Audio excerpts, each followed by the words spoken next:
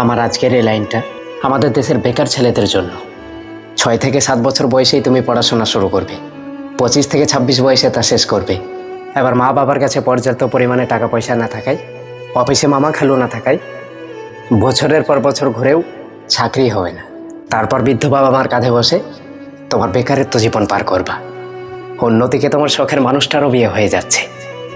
তার বাড়ি থেকে বলছে ছেলে কি করে, ছেলে গ্র্যাজুয়েশন কমপ্লিট করে এখনও তার বাবা মার কাঁধের ওপর বসে বেকারত্ব জীবন পার করছে। এমন একটা ছেলের সাথে আমার মতো অভিভাবক হলেও আমিও ডাইরেক্ট রিজেক্ট করে দেব। কখনো আমার মেয়েকে বিয়েই দেব না। তারপর রাস্তায় রাস্তায় স্যাড সং শুনবা আর ড্যান্ডি খেয়ে ঘুরে বেড়াবা। আমি বলি কি, পড়াশোনা অনেক হয়েছে, এবার বাদ দাও। আজকেই পাসপোর্ট অফিসে যাও আর একটা পাসপোর্ট বানাও, আর 10 বছরের মিশনে জীবনকে বেছে নাও। দেখবে 2 বছর যেতে না যেতেই তোমার বাড়িতে একটা বিল্ডিং হয়ে গেছে। আর 10 বছরের মিশন শেষ করতে না করতেই দেখবে তোমার ব্যাংকেও একটা মোটা অঙ্কের টাকা হয়ে গেছে। তারপর বাড়িতে ফিরে এসো, দেখবে তোমার জন্য মেয়ে নয়, মেয়ের মাও রাজি হয়ে গেছে।